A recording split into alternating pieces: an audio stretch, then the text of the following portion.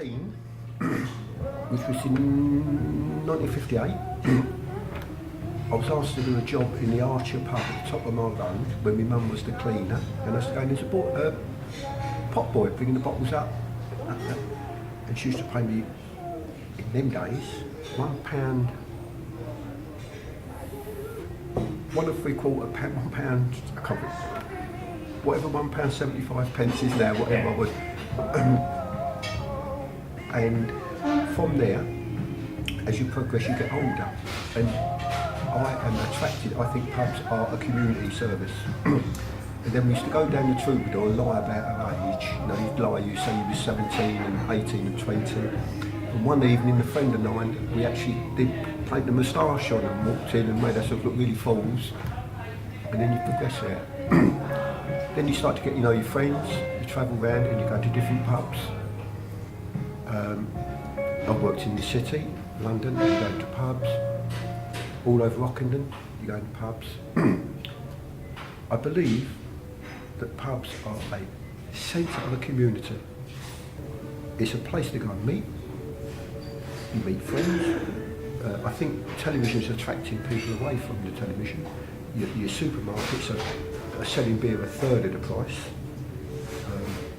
And I think there's too many pubs closing. There's probably about 2.5 pubs, 2.5 pubs a day closing.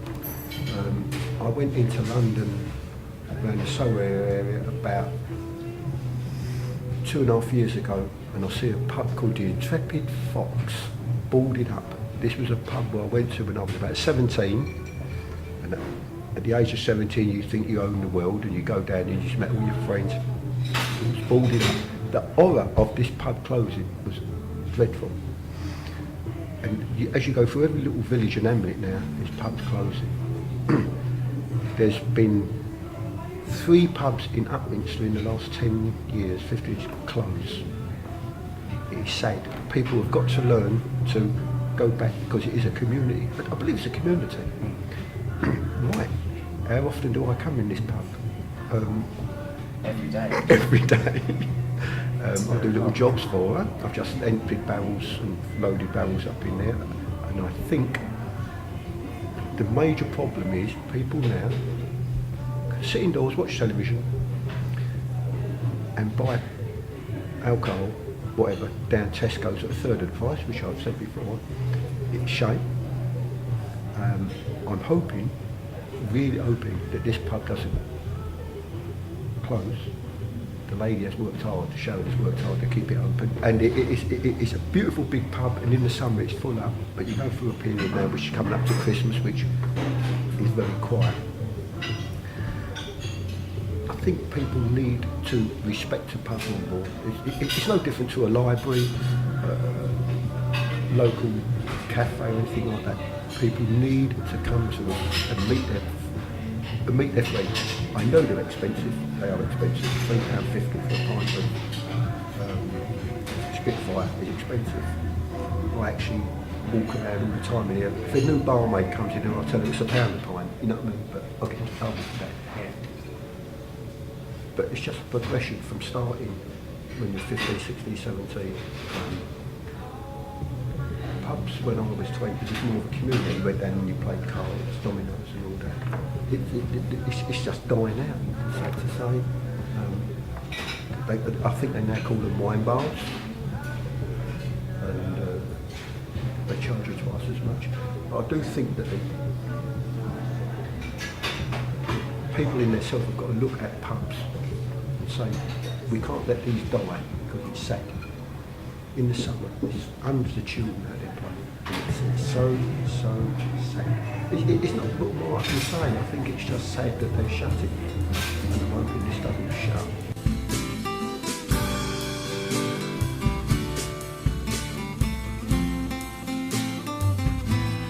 I've been a full licensee for 10 years now. I've been in the licence trade though for 30 years. I started off where I met my partner who I was with for 25 years, and we was running pubs in the East End, a lot different to this clientele and the area which we're in now. Yeah, we was in Stratford. We started off in Stratford, and then from there we went to Hackney, and then from there I went to Loughton. I packed it in for about 5 years, and I went to live in Spain, which I thoroughly enjoyed. And then a small pub came up in Romford called the Victoria, which I took on my own, and that was my first full licence, and that was in 2004. I shut the pub for about a month, and I refurbed it all, which cost me quite a lot of money, over £100,000. And I did very well there for 5 to 6 years. Very, very good little pub. And then the recession hit with the pubs, and we had quite a bad year. And then in 2007, they're not breweries anymore, they're landlords. They own the buildings, and they tie us into with the lease and the tenancy that you have to buy their products off of them, which is their beers. So I'm fully tied for, like, I have to buy all my spirits, my wines, my ciders, and my draft lagers and bitters. And that's what we're tied for. So of course they charge you double the price which you would pay elsewhere. That is the wrong thing with the tie. It is really should be made illegal. It's been going through the courts of Parliament for the past 4 years. Nothing's really been changed, but we don't know. Something might have happened. But anyway, so I took this in 2008. Again, we shut it for nearly 6 months, because even though it was a community pub, it had been quite badly, very badly run down. The lady who owned it before us, I think she got sort of a bit out of her depth with it, because it is a large pub, as you can see. But we came in here in 2008, we opened it. This is our 8th year now, and we've worked really hard here for 7 years to build the clientele up. We are now more of a food place, but I don't want to lose the wet side of it, because I do think that you should really have a community wet house where people can come and enjoy a drink. Pubs are not the same as what they was. Of course they're not 20 years ago. Completely changed. It is going towards food. They are food pubs now, more so. We do a lot of food here. The wet trade here isn't so good. We do a live singer on a Saturday evening to try and get the clientele in here on a Saturday, and sometimes it works. It does. We've had some really, really good nights in here, and we still do. Of course, we're a summer pub. We've got a massive big garden outside, which is everybody knows we've spent a lot of money on over the last 2 years, getting to where it's got. But of course, in the colder months, through from September through to March, we don't really sort of do very well here. The overheads are absolutely colossal, because it is a massive, great big pub. My gas, my electricity, which with the energy companies have absolutely gone through the roof.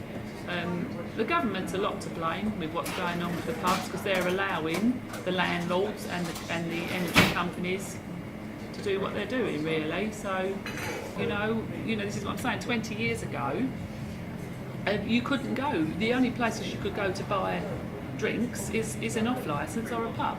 But when the governments gave the big supermarkets and the garages and everything to sell liquor, of course it made a difference. Of course it's made a big difference to the licensed trade, because you can go into the likes of Tesco's and buy, like Grandad says, a crate of beer for like £10 now. I mean, I couldn't sell it here because of the overheads I have.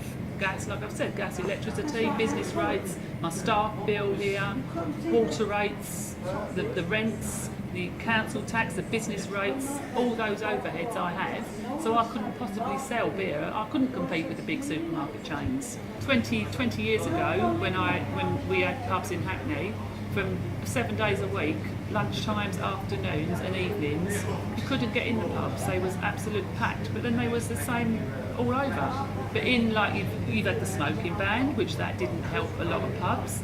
And like you say, it's the opening up of the supermarkets and allowing them to sell licensed drinks.